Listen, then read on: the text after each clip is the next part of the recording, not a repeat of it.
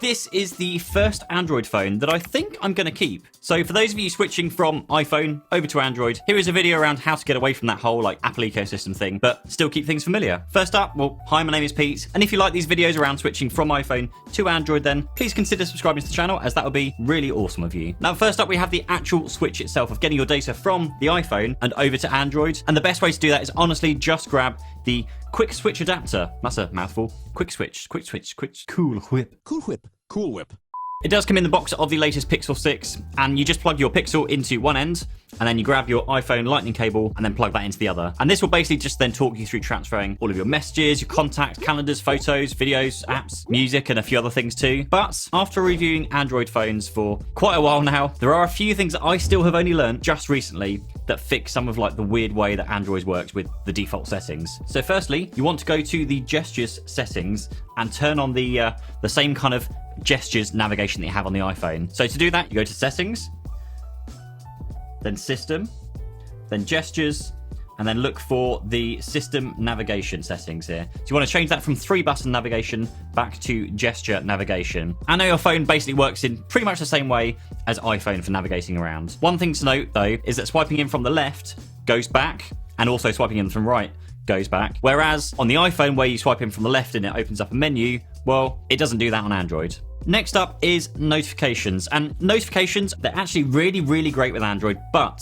you have to know where to look, because even after reviewing like 6-7 phones, I've lost count now, I've only just realized my mistake. So you want to head into settings, go to notifications, and then first of all, notification history, and just switch on use notification history, because now if something makes a beep or vibrates and you don't know what it was, well, you can go here to find out what was going on.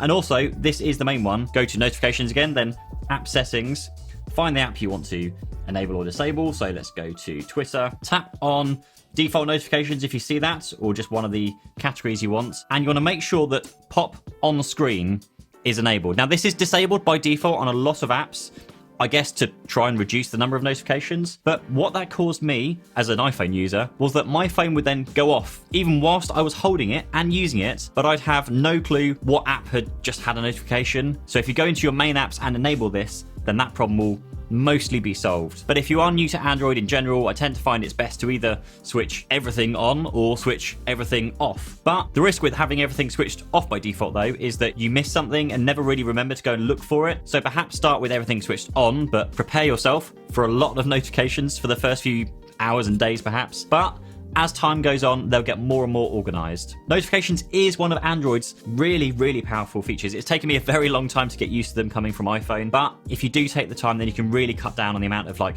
just junk notifications you get. Now, next up for those iPhone users are your photos or iCloud photos. First of all, just load up Google Photos and make sure you are actually backing up all your photos. Normally it just takes you through a wizard to kind of confirm that you are backing things up.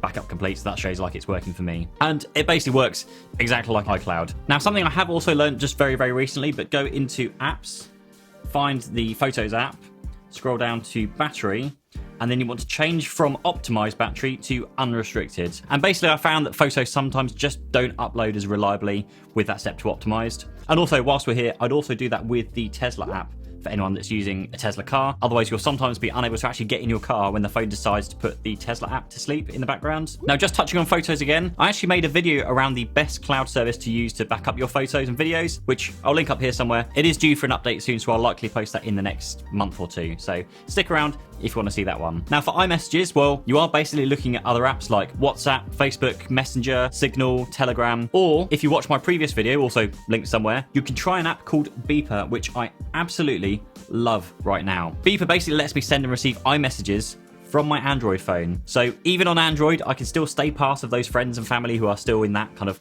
the Apple ecosystem and be part of group chats without being that annoying kind of friend with the green bubbles. It also completely centralizes all of my messages from other platforms too, so definitely check that video out if that interests you. Now, next on the list, and speaking of installing apps, one thing you'll probably run into is remembering usernames and passwords for like everything. Now, if you are using Apple Keychain, which is where it stores your passwords within Apple systems, then moving to Android, well, you aren't going to be able to use any of those passwords. So what I would do is not use Google Chrome as the password manager and use a proper password manager. Now, I actually did a big password manager comparison, find out which one I like the best. 1Password came out on top, and I've basically been using it ever since. Now, I'll throw a few links down below for those of you who want a 50% off. So thank you to 1Password for that. And basically, you'll need Safari on a desktop machine to do this, but you can export your passwords from Apple and then import them into 1Password. And another link I'll leave for how to do that down below. And actually, to save time, if there are any other links that I mentioned in this video, they'll be down below. Once you have got 1Password installed, then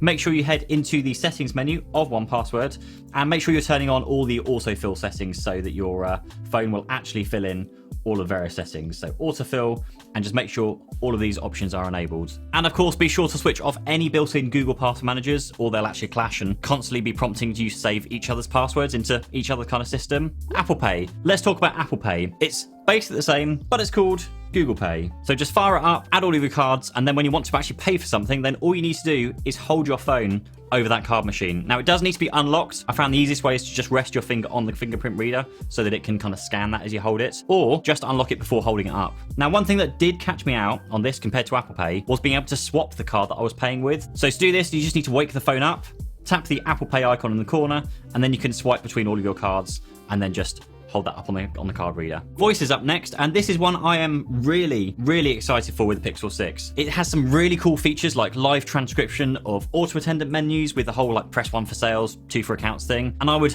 love to show this to you, but it's not, unfortunately, available here in the UK. Kind of annoying since Google weren't very clear with that in their marketing. And if I wanted to compare this to Apple, they are very clear in their marketing when a feature's rolling out and which country will get it. Call screening also isn't available in the UK yet. The feature where you kind of let Google Assistant answer calls and then use voice recognition to tell you on screen who's calling you before you then answer. But a quick Google does show that this is rolling out slowly to the UK. Again, it's not that great to sell a feature that doesn't actually exist, and not even to tell people that it's not there yet. Seems a bit stupid, really. But with that said, you can use your voice so much easier than Siri to send messages. Full stop. Something I'm going to cover off more in my full review in a week and a bit. Smiley emoji. So make sure you are subscribed if you want to see that one too. And I want to know, what other questions do you have around switching phones, and particularly from iPhone to Android? Winky face. Let me know in the comments. In the meantime, perhaps check out my video around accessories you can buy for your new Pixel 6, or check out another video that YouTube thinks you'll like to watch.